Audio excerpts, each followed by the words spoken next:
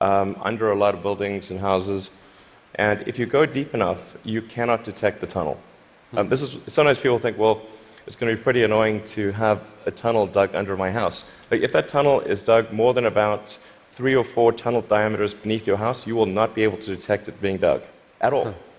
In fact, like if you're able to detect the tunnel being dug, whatever device you're using, you can get a lot of money for that device from the Israeli military, who is trying to detect tunnels from Hamas, and from the U.S.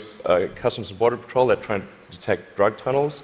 So the reality is that Earth is incredibly good at absorbing vibrations, and once the tunnel depth is below a certain level, it is undetectable. Maybe if you have a very sensitive seismic instrument, you might be able to detect it. So you've started a new company to do this called The Boring Company. Very nice, very funny. What's funny about that? How much of your time is this? It's maybe 2 or 3%. You've called it a hobby. This is what an Elon Musk hobby looks like. I mean, it really is. Like we actually, this is basically interns and people doing it part-time. So this is we bought some secondhand machinery, and it's kind of puttering along, but it's making good progress. So an even bigger part of your time is being spent on electrifying cars and transport through Tesla. Is one of the motivations for the tunneling project the realization that actually, in a world where cars are electric and where they're self-driving, there may end up being more cars on the roads on any given hour than there are now? Yeah, exactly.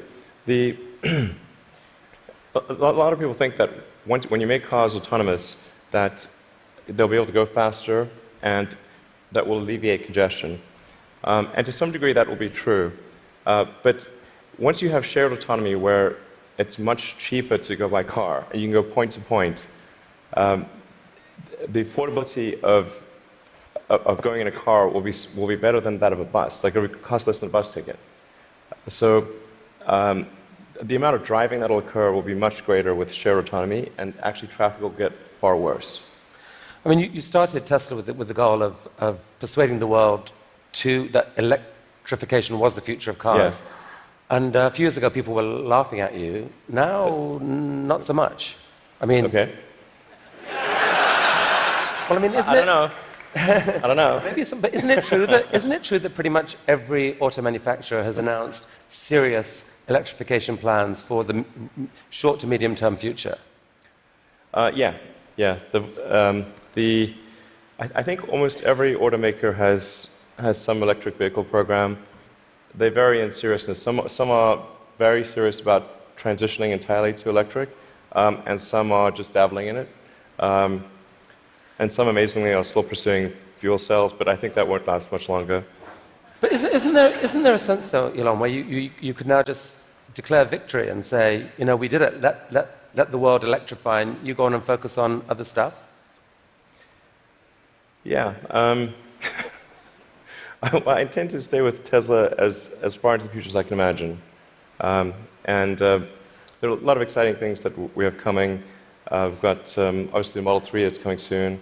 We'll be unveiling the Tesla semi-truck. And okay, well, we're going to come to this. So Model 3. So it's supposed to be coming in July-ish. Yeah, it's looking quite good for starting production in July. Yeah. Wow. One of the things that people are so excited about is the fact that it's got autopilot. And you put out this video a while back showing what that technology looked like, or would look like. Yeah. There's obviously autopilot in Model S right now. Yeah. What are we seeing here? Yeah, so this is using only cameras and a GPS. So there's no LiDAR or radar being used here.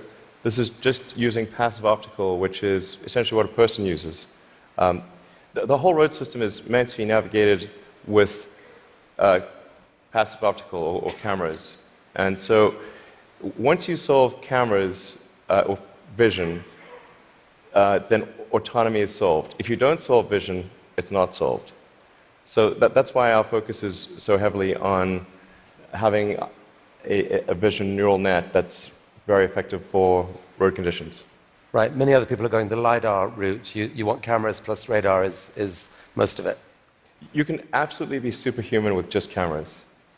Like you could probably do 10 times better than humans with just cameras. So the new cars being sold right now have eight cameras in them. Yeah. That they can't yet do what that showed. When will they be able to? I think we're still on track for being able to go cross country from LA to New York by the end of the year, fully autonomous. Okay, so a car, by the end of the year, you're saying someone's going to sit in a Tesla without touching the steering wheel, tap in New York, off it goes, won't have to ever touch the wheel by the end of 2017. Yeah, essentially November or December of this year, we should be able to go from, all the way from a parking lot in California to a parking lot in New York, no controls touched at any point during the entire journey. And amazing. But part of that is possible because you've already got a fleet of Teslas driving all these roads. You're accumulating a huge amount of data of that national road system. Yes, the thing that will be interesting is that I'm actually fairly confident it will be able to do that route even if you change the route dynamically. So like it's fairly easy, or if you say I'm going to be really good at one specific route,